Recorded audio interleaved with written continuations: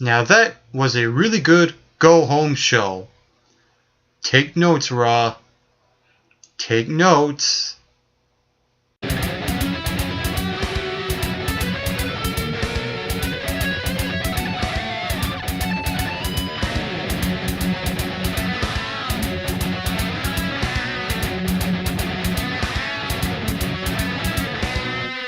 Hello, all NXT fans, and welcome to another NXT review with me, Mike McRock, one half of the MRB Wrestling Review Show.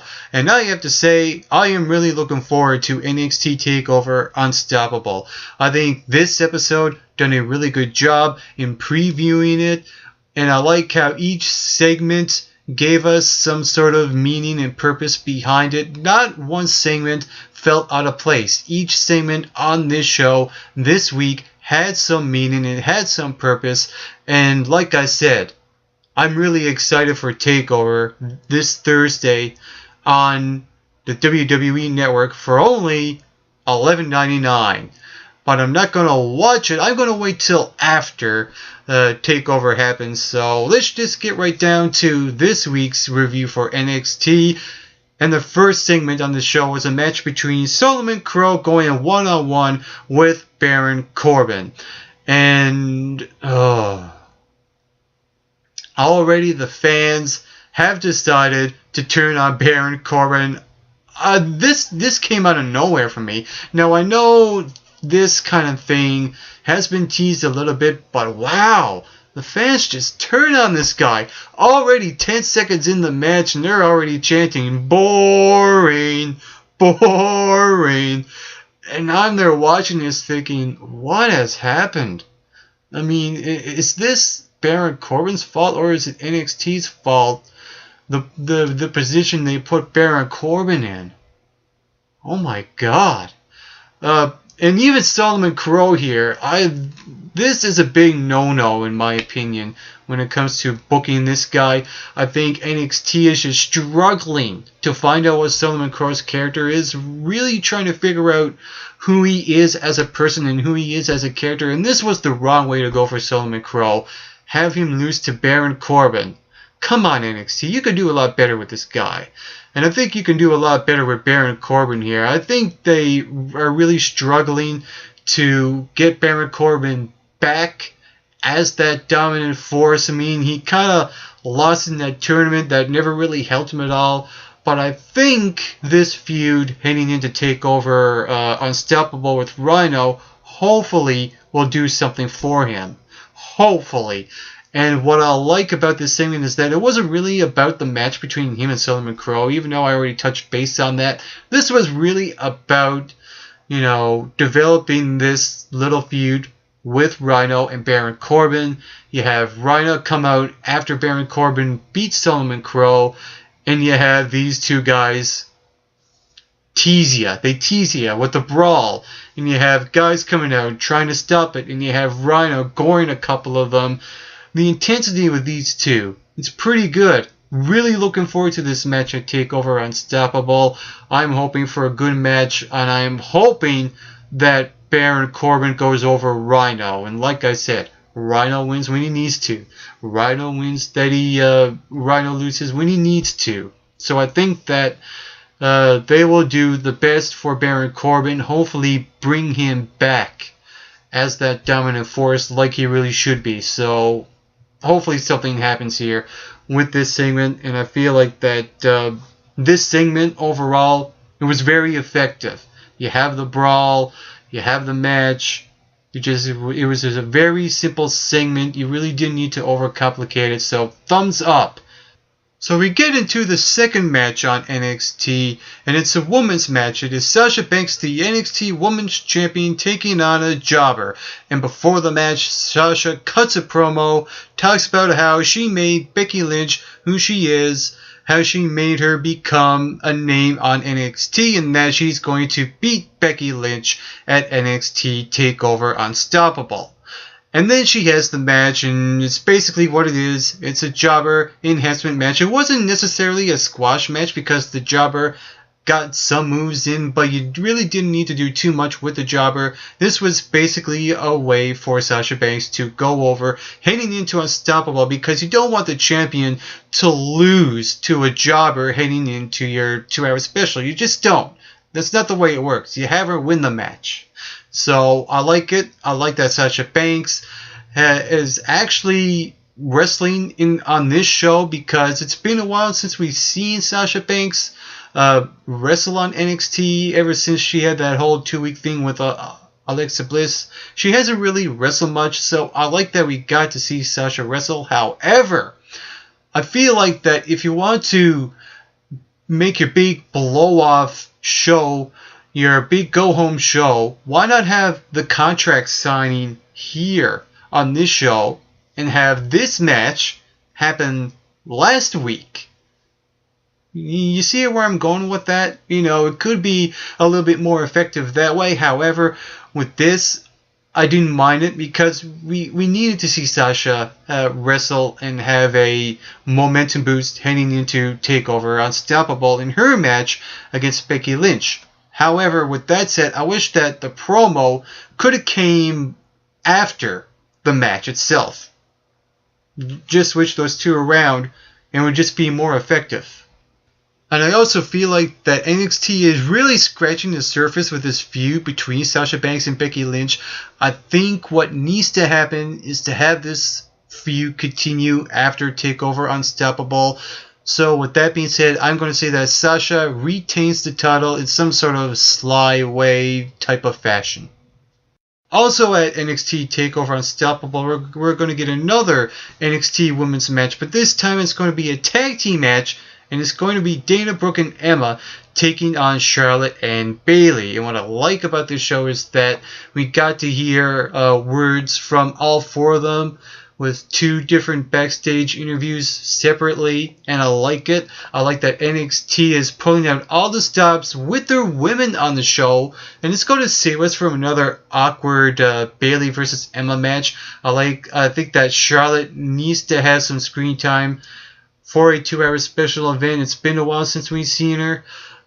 So this is a win-win for NXT for all parties involved. I like that NXT is giving us every single woman that's on the NXT roster right now.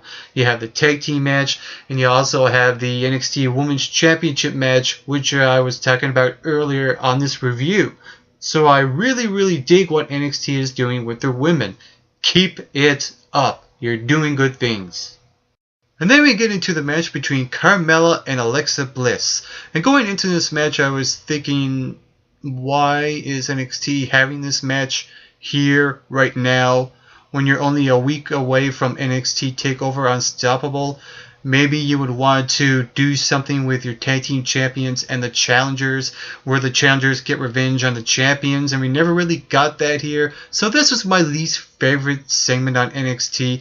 What happened here is they had Alexa Bliss go over Carmella when Blake and Murphy cost Carmella the match when they came out, and then Blake cut a promo basically saying to Carmella, if you keep hanging around with trash, eventually you'll smell like garbage. And Carmella comes back with the whole promo segment where her boys are going to walk out of NXT Takeover Unstoppable, the next NXT Tag Team Champions, and basically calling Blake and Murphy SAWFT soft.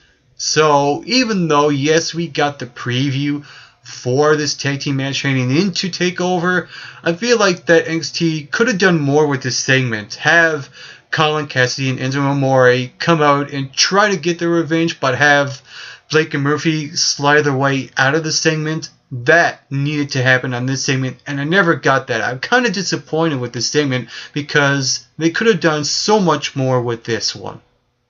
So now we get into the tag team match, the last match on the show, and that was Hideo Itami and Finn Balor taking on the team of Tyler Breeze and Adam Rose. And going into this match, I like how NXT gave all 3 guys in this triple threat number 1 contenders match, Hideo Itami, Finn Balor, and Tyler Breeze, equal time to state if they win this number 1 contenders match, who they face, and I like how each guy had their own opinion on that matter. You know, you had Hideo Itami say that he wants to face Kevin Owens because he represents a bad name for the NXT Championship. You had Tyler Breeze pretty much say that he doesn't care who wins against Sami Zayn and Kevin Owens. All he knows is that he will be the next NXT champion. And you also have Finn Balor, who was playing the if or kind of guy. You know, he likes Sami Zayn, he wouldn't mind facing him, but he also has a history with Kevin Owens. So I like how each guy going into this match had something different to say heading into it. And then we get this match, and I thought this was a pretty good and effective way to build up this triple threat number one contenders match. You have the whole thing where Hideo Itami and Finn Balor were blind tagging each other, miscommunication going on, the tension building, the seeds planted, if you will, heading into this triple threat match. And you're kind of wondering, you know, if they're actually going to build up to a possible one-on-one feud sometime in the future with these two. I wouldn't mind seeing that. If that's the case, maybe you can have Hideo Itami, who really doesn't have a personality all that much, be the guy that turns heel. But going back to this segment here, I like how Tyler Breeze has got the momentum. Maybe you can argue too much because, you know, it seems like that NXT is really grooming him to have him win this triple threat match. However, I still like it, and I'll tell you why. Not only you have Tyler Breeze pin Hideo Itami in this match, you have him kick both guys, and then when Tyler Breeze is celebrating with Adam Rose, out of nowhere, Tyler Breeze kicks Adam Rose, a supermodel kick. It felt like, I don't know why, but this was going in my head.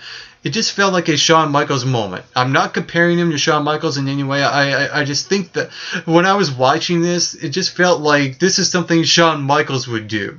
That's it was just eerie reminiscent to him, I thought, in my opinion. So with all that said, I like what they're doing here with Tyler Breeze. Maybe a little too much momentum heading into the match, but I really don't care. I think that this match will probably end up having Tyler Breeze win it. I think because he needs to be the next number one contender. Now, however, you can argue that Hideo Itami is directionless right now, and he needs something, a legit win. But you know, NXT never talked about anything of him being injured at all.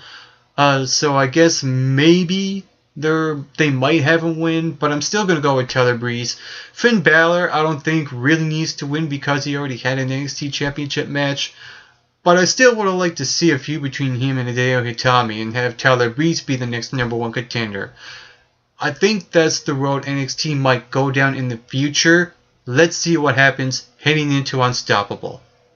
So then we get into the last segment on this week's episode of NXT. It is the final face-off between Kevin Owens and Sami Zayn going into their match at Takeover Unstoppable for the NXT Championship. First you have Sami Zayn come out, and just before he starts to speak you hear Kevin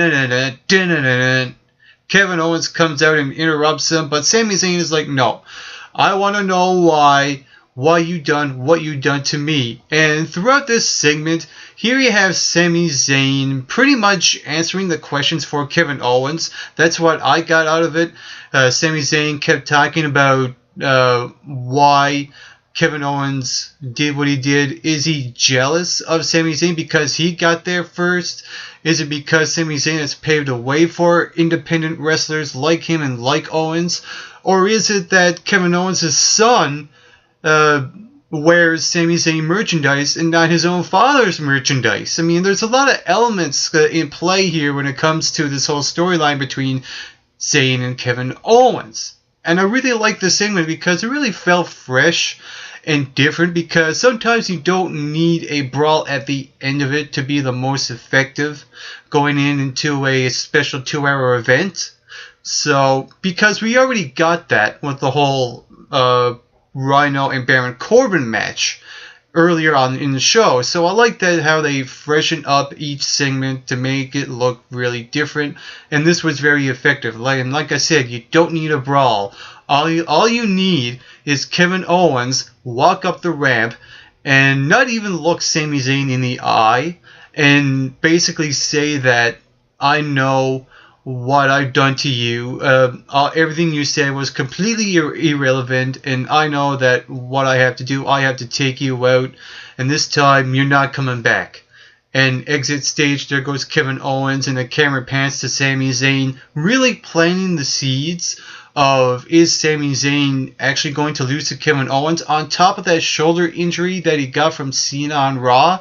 So they're really making it unpredictable on top of that injury. I mean, we're still not 100% certain if Sami Zayn is healthy enough to go into this match. It's still up there in the air. I mean, I'm a little conflicted now because of that injury. I still feel like that Sami Zayn will probably end up winning the match, and that's what I'm going to predict, is that Sami Zayn will regain his NXT Championship that Kevin Owens took from him. However, with that said, if NXT has to call an audible and say that Sami Zayn is not as healthy as he really is, if he's not 100%, maybe they'll have Kevin Owens win. Who knows? It's still 50-50. It's up in the air, but I'm going to still say Sami Zayn is going to become the NXT champion after NXT Takeover Unstoppable. So overall, I really enjoyed the show. I like how that every segment had some meaning and some significance behind them, and I'm really looking forward to this show next Thursday. And I'm going to say that this episode of NXT delivered 7.5 slamming points out of 10. This delivered a really good preview episode before heading in to NXT Unstoppable. So if you saw this episode of NXT, what did you think about it? Feel free to leave those comments in the comment section below. And then you can also hit that subscribe button down below this video to become an MRBer on this wrestling review show.